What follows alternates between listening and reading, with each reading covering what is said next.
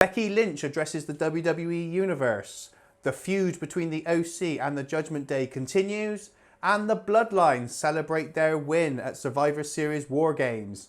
All this and more on Raw Reaction. Hey guys, how you all doing? It's the chairman of the board here, and welcome to Raw Reaction, my weekly rundown of everything that happened on this week's Raw, as well as my thoughts and opinions on what's been going on. As always, guys, thank you so much for tuning in for another episode. You guys are awesome. We can't do this without you. Please, if you do enjoy this video, please do go on to like, share, subscribe, ring that little notification bell as well, just so that we can keep you up to date as to what's going on here on the channel. Also, do look out for our podcast, Let's Talk Wrestling. Do look out for us on Facebook, and you'll find us on Instagram as well.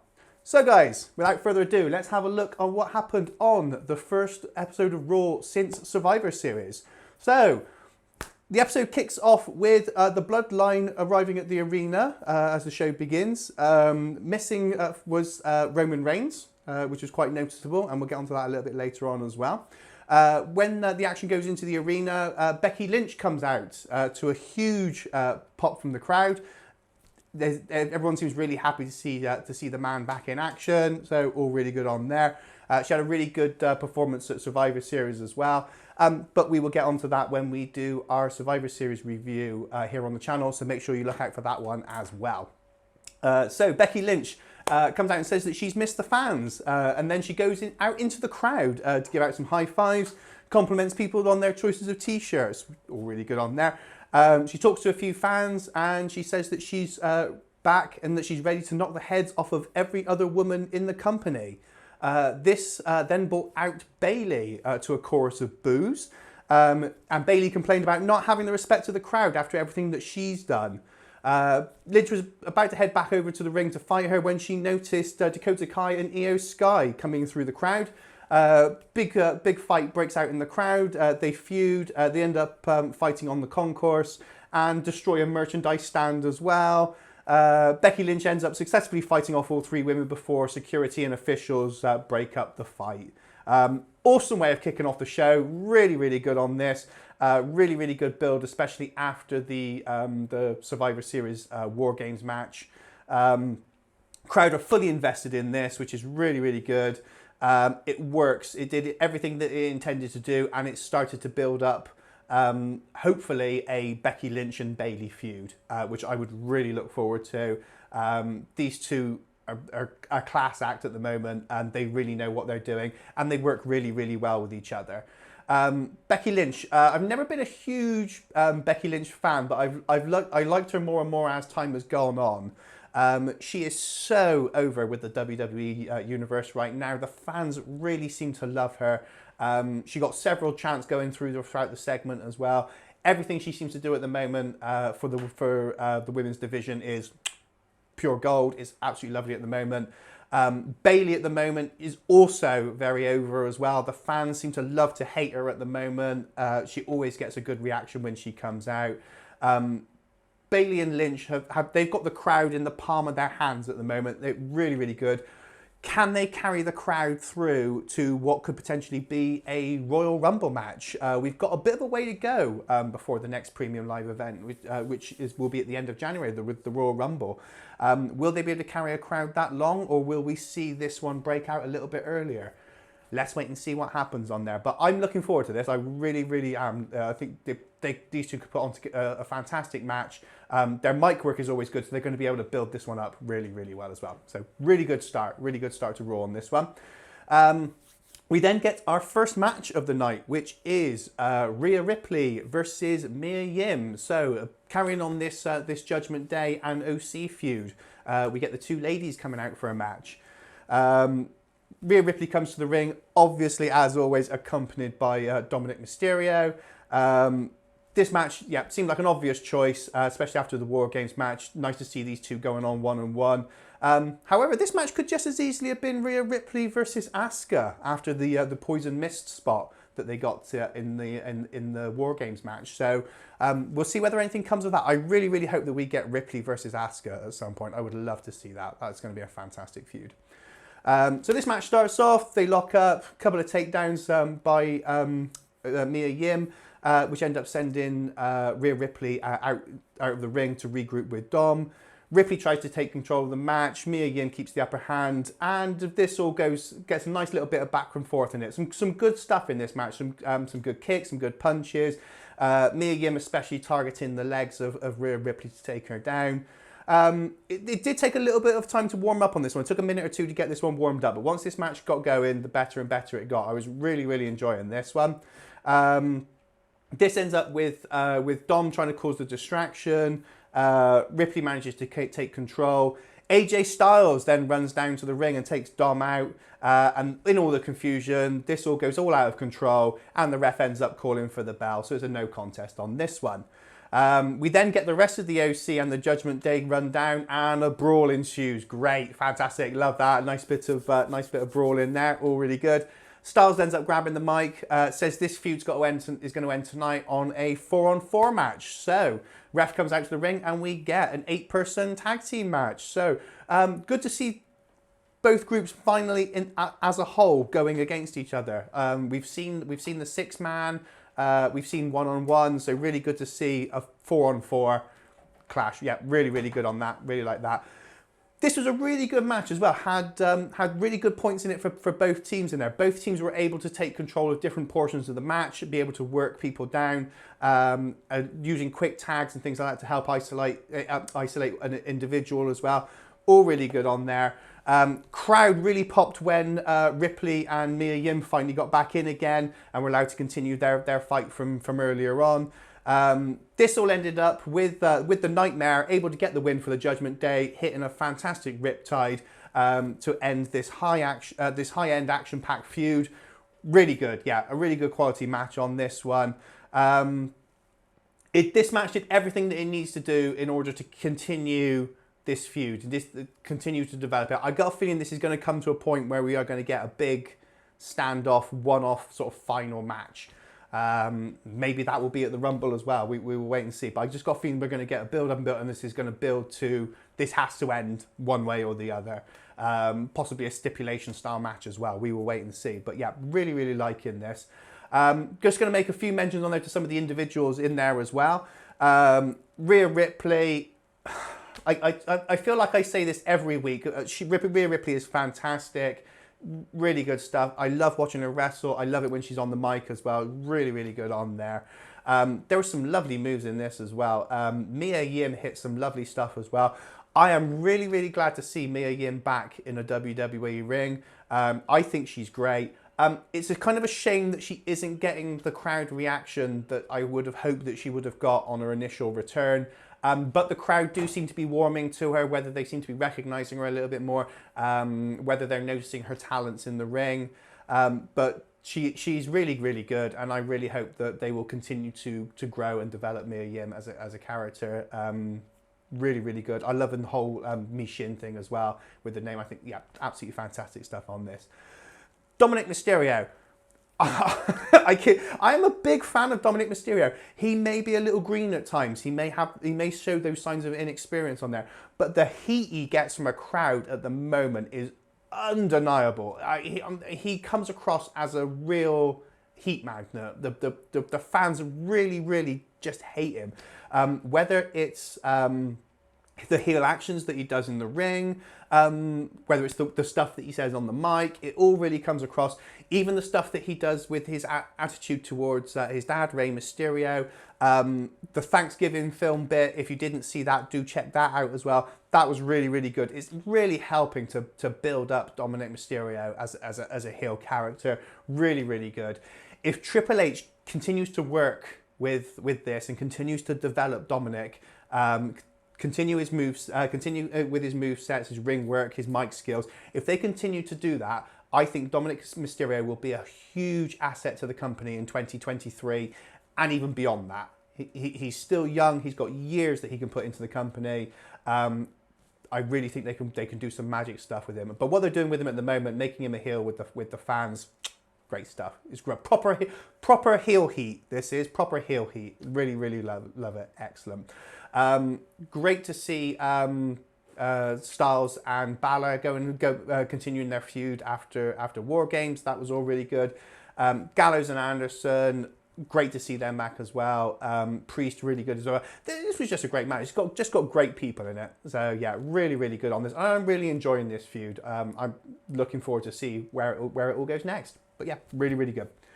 Coming up next then, after that then, we had the Bloodline come out to celebrate their victory at Survivor Series War Games. So we had the Usos, we had Sami Zayn and Solo Sikoa come to the ring. The noticeable absence, of course, was the Tribal Chief Roman Reigns. Now, there's rumours going around that apparently he may have been injured during the War Games match. Possibly a ruptured eardrum. That's still ongoing at the moment. I hope everything's okay on there. We will see what happens on there. But yeah, but I really enjoyed the match as well at War Games. But like I said, do check out our review video that's coming up as well on the channel. Kevin Owens then comes out and says that he understands what Sami Zayn did and why he did it, and he can't fault him for it. And he says he doesn't want to fight Sami Zayn anymore or team with him anymore. He wants nothing to do with him. Sami Zayn grabs a mic and says that he feels the same way too. He doesn't want anything to do with Owens anymore. Did notice in this though, there was actually some genuine emotion in Sami Zayn's voice and in his face as well. There was some real emotional stuff in it. They played this really, really well. Both guys, Owens and Zayn, played this fantastic. Kevin Owens then said that he's glad that everybody can see how good Sami Zayn actually is. He's really over with the crowds at the moment. The fans are loving him. But no matter how many times he calls the Bloodline family, he will never be their real blood relative. Jey Uso finally steps in and ends up agreeing to have a match with Kevin Owens later on in the night, which is the main event match. This had some cracking storytelling in it. Great promo work. Some of the best in-ring promo work possibly of this year. Some really, really good stuff in here. This looks like this is hopefully planting the seeds for a possible Kevin Owens versus Roman Reigns for the title at hopefully the Royal Rumble. I'd love to see that. I think Owens would be fantastic on there, especially as he got that near fall during the War Games match on the Tribal Chief as well.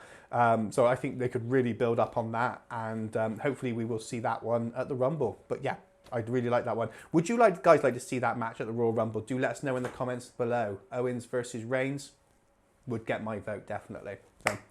So coming up next then, we had a tag team match with the Alpha Academy versus the Street Profits. Angelo Dawkins and Montez Ford have been off TV for a little while, so great to see them back in the ring. The crowd were really happy to see them as well. They really do get a good reaction as well. Profits coming out, looking good, looking ready, looking to make a big splash with the crowd, a little pun in there.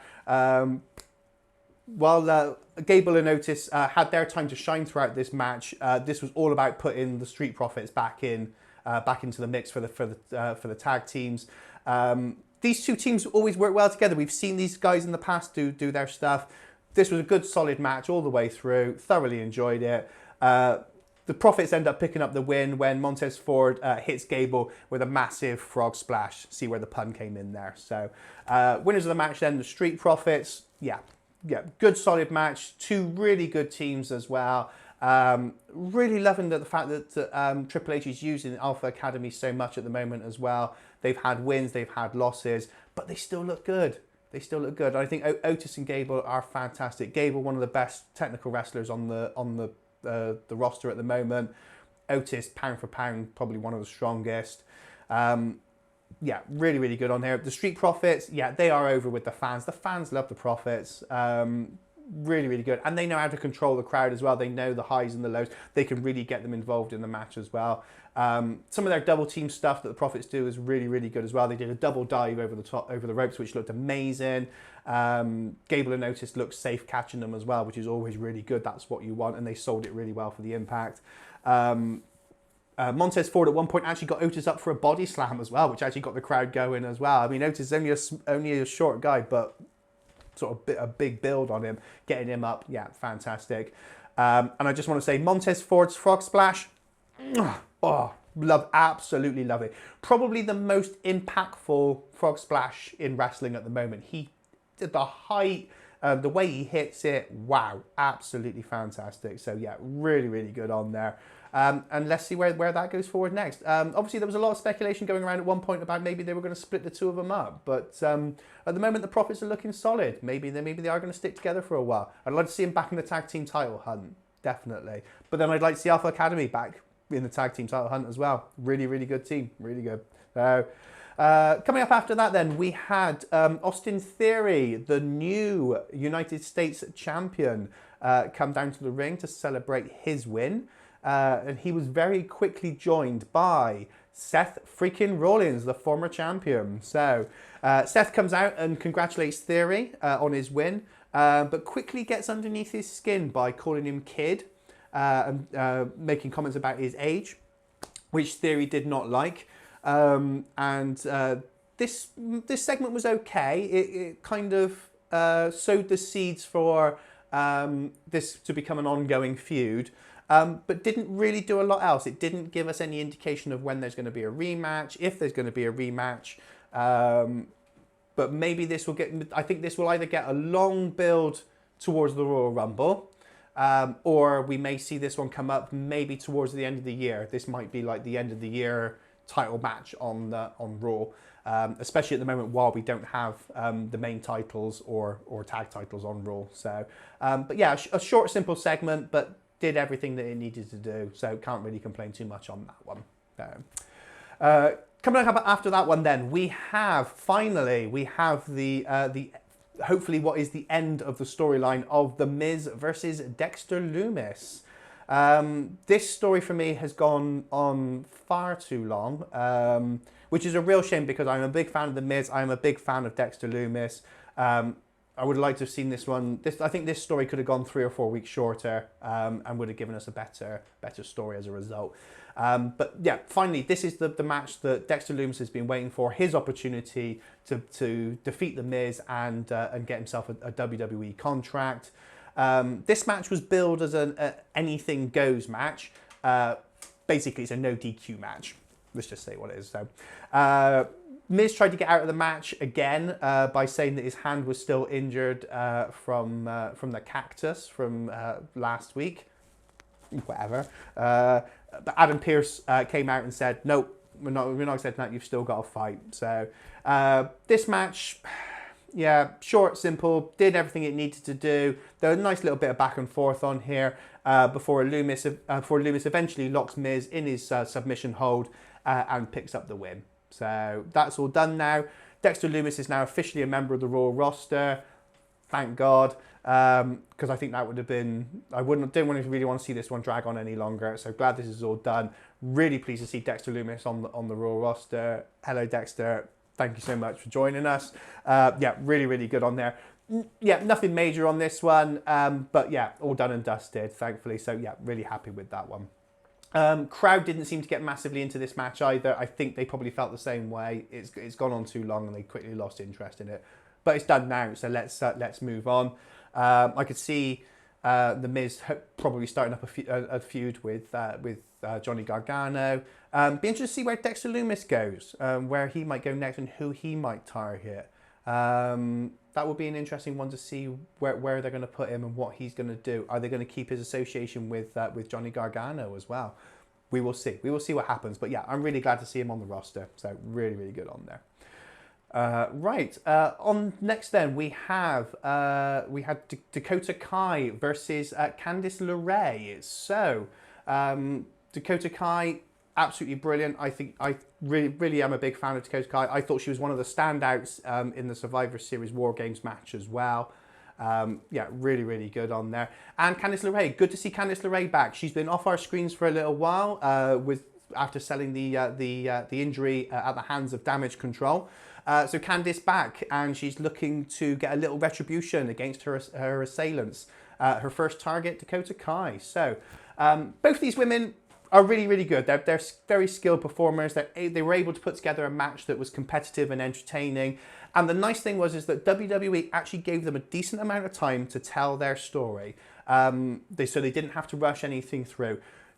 This is something that WWE really seem to have got into a good habit of doing at the moment. They are giving the women the opportunity to have a decent timed match to be able to have a start, a middle, and an end, and tell a story all the way through. Gone are the 2-minute silly matches that we had before. We now get a decent space of time so that both female competitors can come out, tell their story, get their movesets in, and get us up to a nice end as well. So yeah, really, really good on this one. I really liked all this. Some good stuff on here. Good chemistry between the two women in this one as well. The Poison Pixie was able to score a win with a net breaker from the middle turnbuckle. Yeah, really good performance on there. Good to see Candice LeRae get the win on her return. But it does seem to me that the women's tag team champions at the moment do seem to be suffering a few losses. Both Io and Dakota are picking up losses. Not a great sign for Damage Control. So they may need to pick it up on there. Bayley not picking up so many wins at the moment as well. So it'd be interesting to see where this one goes and see whether this is going to start to cause some rift within Damage Control. I think that would be a shame. I really like Damage Control as a faction, and I think that the women's division benefits from having a women's faction in it as well. But we'll see where this one goes. But yeah, it would have been nice to have seen Damage Control pick up the win. But yeah, just want a quick shout out to Dakota Kai. I think she is absolutely fantastic. She came out to the ring and she was still selling the effects of the brawl that she'd had earlier in the night with Becky Lynch. That is really, really good. That is selling. Dakota Kai gets it. She gets it. If you've been in a feud earlier in the night, you have to still sell it later on. Selling is important. Selling, because it creates that story right the way through the episode then. It doesn't make sense if somebody brawls at the start and then they come out an hour later and they're fit as a fiddle and ready to go. It's like, it doesn't make sense on there. Dakota Kai gets it. Absolutely fantastic. And that's why I'm a big fan of Dakota Kai. I think she really knows what she's doing in the ring. For somebody such a young age as well, absolutely brilliant. She hits some beautiful moves as well. Her kicks, beautiful, beautiful. They sound so hard, and she sells them really well as well. But yeah, really good stuff on there. And Candice LeRae, yeah, I think she just goes from strength to strength to strength each time I see her in the ring as well. So yeah, really, really good. These two put on a great match. Really good. Well done, girls. Absolutely fantastic. This then leads up to the final match, the main event of the night, which is Kevin Owens versus Jey Uso. So we see the prize fighter taking on the main event. So yeah, really, really good on this one. Jey obviously is going to come down to the ring with Jimmy. He's going to come down with Solo Sikoa, and obviously Sami Zayn is going to be with them as well. Kevin Owens surprisingly didn't come out with anybody by his side. He came out all on his own. So you thought, oh, the numbers game is going to play up on this, but we'll see how it goes. So this, again, another really good back and forth match on here. Kevin Owens is really good at bringing out the top talent in his opponents. And Jey Uso at the moment, he is great. I mean, the stuff that he's been doing over the past year or so, absolutely fantastic. Both solo and in the tag team as well, absolutely fantastic. So this fight was even all the way through until Kevin Owens took a kick to the head. Jey Uso then able to take advantage, ramming into the ring post. Owens keeps fighting back, showing that fighting, that brawling, that prize fighter mentality, all really good in there. Both men get some lovely near falls throughout the match before finally Kevin Owens hits a stunner for the 1-2-3. Quickly escapes out of the ring before the rest of the Bloodline can attack him. So yeah, really, really good on there. Kevin Owens picking up the win on that one, and I think this has got to be the starting step for him to gradually make his way through the Bloodline and hopefully get up to the Tribal Chief, and hopefully we will see that match at the Royal Rumble. Jey Uso, yeah, I mean, like I said, he's absolutely outstanding at the moment. Really enjoying watching him work. I wouldn't mind seeing Jimmy get a couple of singles matches though. It seems like that Jey gets a lot of these single matches, and I wouldn't mind seeing Jimmy get one or two. Jey Uso at the moment, I mean, he looks battered up, he looks bruised. He looks like all that sports tape that they put on them is literally holding him together, and if they peel that off, he would just crumble. But he's just, yeah, absolutely fantastic at the moment. And the solo stuff he's doing is great. This makes me think that eventually there will be a split. And Jey Uso is going to be going out solo and doing his own stuff. Maybe we will even see that Jey Uso Roman Reigns feud reignite. I wouldn't mind seeing that. That would be really, really good. yeah, these two had a really great match. They really knew how to complement each other as well. The way they were throwing each other around. There was at one point Jey Uso's whipping Kevin Owens into the corner. Absolutely solid. KO sells it so well as well. He's fantastic at selling. And there was a fisherman's buster that they hit from the middle rope, which was a beautiful spot as well. Really, really good on there. Yeah, so I can see this all going forward, like I said, to a Kevin Owens-Roman Reigns feud. Maybe we will even start to see Jey Uso maybe branching out on his own. I think everything is in place for him to be able to do it as a single star as well. Be a shame to see the Usos go if and when they drop the tag titles. When's that going to be? We will wait and see. Lots of rumours going around about possible future opponents on there, but we will see what happens. So, and Sami Zayn, yeah, fans are loving Sami at the moment. He's doing a great job, and it's great to finally see that people are actually noticing how good Sami Zayn actually is. Like Kevin Owens said earlier in the night, he is a really, really good performer, really good superstar, and everything he does is great. So yeah, really, really liking all this. So. That was my Raw reaction for this week. Usually the Raw after a premium live event can be a little bit up, a little bit down. I think this one was kind of nicely in the middle. It's there's going to be a fair few weeks before we see the Royal Rumble. We've got Christmas, New Year, and everything else going through there first. So I think this one's going to have to slow build. I think we could see some storylines starting to develop, some slow build coming on through. But I think this week's episode has hopefully planted some seeds. There's the possibility of Owens and Reigns. There is the possibility of Theory and Rollins. So we will see what happens. And for the women's side as well, some really good stuff on there for the women. I really hope that we're going to get Ripley versus Asuka. Please, can we have that one? That's the one I really, really want. So, but do let me know in the comments what you guys thought of Raw this week. What were your standout points? And what do you think we could see leading up to the end of January and the Royal Rumble? Do let us know in the comments below. As always, guys, you guys are tremendous. Thank you so much for watching. As always, meeting over. Chairman out. I'll see you in the next one. Cheers, guys.